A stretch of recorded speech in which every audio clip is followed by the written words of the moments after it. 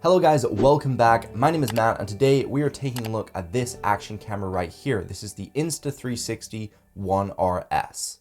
So this is a new camera by Insta360 and it packs a punch in terms of the specs as well as the price when you're comparing it to something like a GoPro. So you can actually pick this up for $299, which is exceptionally cheap, but that only includes the boost lens. If you actually want to pick up the twin edition, which is kind of the whole purpose of this camera because it's a modular camera, so you can actually remove the battery and then actually remove this core section, which is kind of the brains of the camera, from the lens, and you can swap it out. So if you pick up the twin edition, you can then go ahead and pop on this 360 module, and then this gives you a whole different perspective when you're actually filming your videos, which can be super nice. So you actually have two cameras in one, which reduces space when you're going around places filming. You don't need to lug around numerous cameras, but then also you're actually saving money because you're paying for one camera, but you're kind of getting two. And obviously this camera is waterproof as well. It's actually waterproof up to 16 feet deep. So,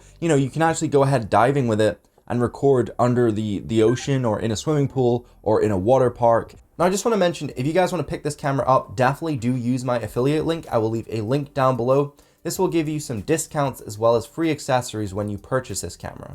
Now, I really love the design of this camera. I think it's a really well thought out product because obviously you can go ahead and swap out the actual sensor. You can swap the camera module, but then obviously it's easy to switch out batteries in case you want to bring an extra one with you. So this is a 1445 milliamp hour battery, and that's about 33% bigger than the ONE R from last year, which is nice. So you're going to get about sort of 2 to 3 hours of constant video recording, but if you're using it throughout the day, it should be fine. You shouldn't really have to worry about it. And if there is any problem, you can just plug it in via USB-C because there's actually a USB-C port directly on this camera. Now on the front of this core, you actually have some microphones as well as on top. There's a little hole up there.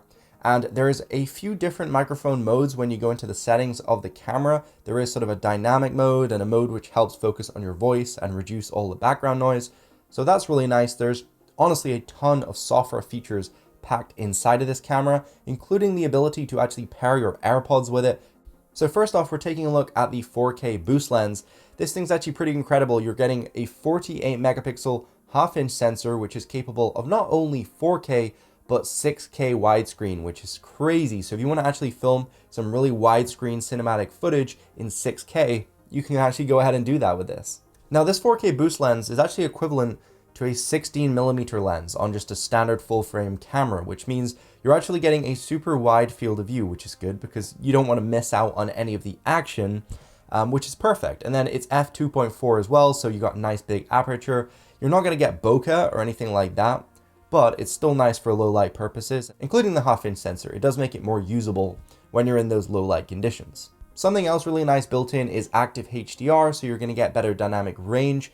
And then also there's this software feature called Flow State, which actually stabilizes your footage using in-camera software. Now there is a little bit of a delay when you're previewing the camera on this screen when you have the Flow State enabled. However, when you watch it back, it will honestly look like this has been filmed using some sort of gimbal. It's actually kind of crazy that this is all software. But I'll actually just put on the screen right now all the different resolutions which you can film with this 4K boost lens because there's actually quite a lot of different options. Okay, so now let's go ahead and actually take a look at some test footage from this boost lens. Okay, this is a quick video test using the 4K boost lens. So this is full 4K 30 FPS with the standard color profile. Now another benefit of this camera is not only is it an action camera, but it can also act as a webcam. So if you actually plug this in through USB-C into your desktop computer, you can actually use it as a webcam for your video calls or whatever you're doing on your computer. If you need a camera, you can actually go ahead and actually use this. And it's actually really cool because it has software features which track your face. So when you move around, it actually keeps you centered in the frame. Really, really smart. Now, when comparing both of these camera modules, both of them do have their pros and cons. The 4K boost lens definitely gives you the more generic looking footage out of the two. However, you're able to shoot that 6K wide, which can give you really nice cinematic looking shots. So you're going to get a much higher resolution on the boost lens because the 360 camera, it's 5.7K, but that's in all directions. So when you go ahead and actually crop it to face one way, it's only actually going to be 1440p. So you're not going to be getting the full resolution there. But it's definitely really fun to play around with, although it's not very professional. In the tutorial section of the Insta360 app, it tells you a bunch of different ways you can use this 360 camera to capture drone-like shots or fast-moving aerial type shots. There's so many different types of shots you can capture with a 360 camera, and it also has the ability to actually track you as you walk around the camera and then do this duplication effect where it can actually have multiple versions of yourself. And it also has the ability to do a tiny planet effect as well, but realistically the possibilities are endless with the 360 camera.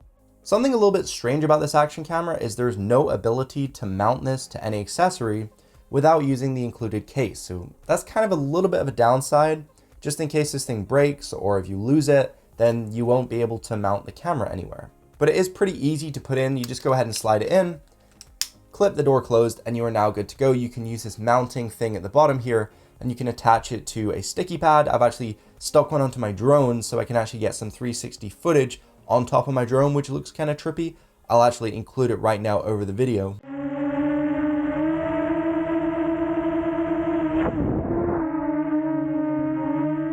Now, one of my favorite accessories is this 360 selfie stick right here. It kind of looks like some sort of weapon. I pointed this out in my go-to video. It's kind of a solid metal tube that extends. You could definitely whoop someone's ass with this. But no, it's really cool because when you attach this to your camera and you're using the 360 lens, the stick will actually be invisible. So that means that when you're actually filming, it looks like the camera's floating or flying around. Okay, this is an outdoor test with the Insta360 ONE RS using the 360 module.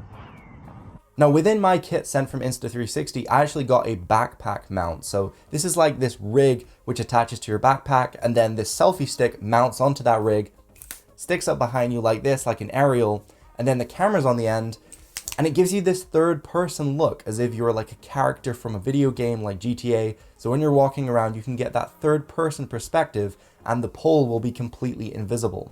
So it's just as if a camera is floating and following you around. You can also do the same if you pick up the motorcycle bundle kit. It comes with this metal clamp right here, and you can mount this onto your motorbike and then attach the invisible selfie stick, and you're gonna get the same look. You're gonna get that floating camera effect, and you're gonna be able to obviously pan around 360 after you've taken the shot, so you don't have to worry about the framing. Just go ahead and record, and then after the fact, you can jump into the Insta360 app on either your phone or your desktop, and you can go ahead and reframe your footage there. Now there is a tracking mode built in, which means you just click and drag around your subject and it will track them throughout the 360 video. So you don't have to manually go ahead and move the video for every single frame. It will automatically actually go ahead and do that. But the app is pretty useful. It is pretty slow when you're transferring over Wi-Fi. I would always advise just pulling out the micro SD card, putting it in your desktop and using the desktop software. You're gonna get better quality footage and you're just gonna have more tools and a bigger screen to go back and look at your footage. But you can do things like change the aspect ratio, enhance the color, you can change the distortion. So instead of a fisheye effect, you can make it more of a linear wide angle effect, which is kind of cool. And then you can also change your orientation. So if you want it to be landscape or portrait for social media, you can go ahead and do that. But realistically, there is so many features packed into this tiny little camera, which is just so hard to talk about them all. But there's slow motion features, there's time-lapse or hyperlapse features, there's the ability to record 4K normal footage, then you can use software stabilized footage with the flow state technology. You can also record 6K widescreen, 48 megapixel photos, and then when you record the time lapses, you can actually record them in 360 degrees as well as with the 4K boost lens. So you can then go ahead and reframe the time lapse after you've taken it. Another feature they have is horizon lock, which means whenever the camera is sort of tilted, it's not quite level, the actual footage out of the camera is going to be completely perfectly level because it locks based on the horizon. So whenever you turn the camera, it's still going to look like the camera's level. Now I would like to thank Insta360 for sending this camera out to me. However, all of my opinions are completely my own. And I did a video kind of similar to this on the Insta360 Go 2, which is a even smaller camera than this. It's a super tiny white pill-shaped action camera that records 2K video, and it's got some pretty nifty features of its own. So if you want to check that out, I will leave a card up above or a link down in the description. But yeah, overall, that is my experience with it. It's been very fun. I've never tried a 360 camera before, so that's been new. But then all the different features and stuff kind of overwhelmed me, honestly. Sometimes I go to film something and I'm like, which mode do I use? because there's so many different ones. It's like, do I record this in 360? Do I record this in 6K wide or 4K? Do I use flow state? It's like, there's so many different options you can possibly do with this camera. It's kind of hard to actually, you know, pick one, honestly. So maybe that's a little bit of a downside. It's just too much. Maybe I'm just crazy. But anyway, guys, thank you so much for watching. I hope you enjoyed my little review. I don't really know how long it was, but that is my overall thoughts of this camera anyway. So thank you so much for watching. I will see you later. Peace.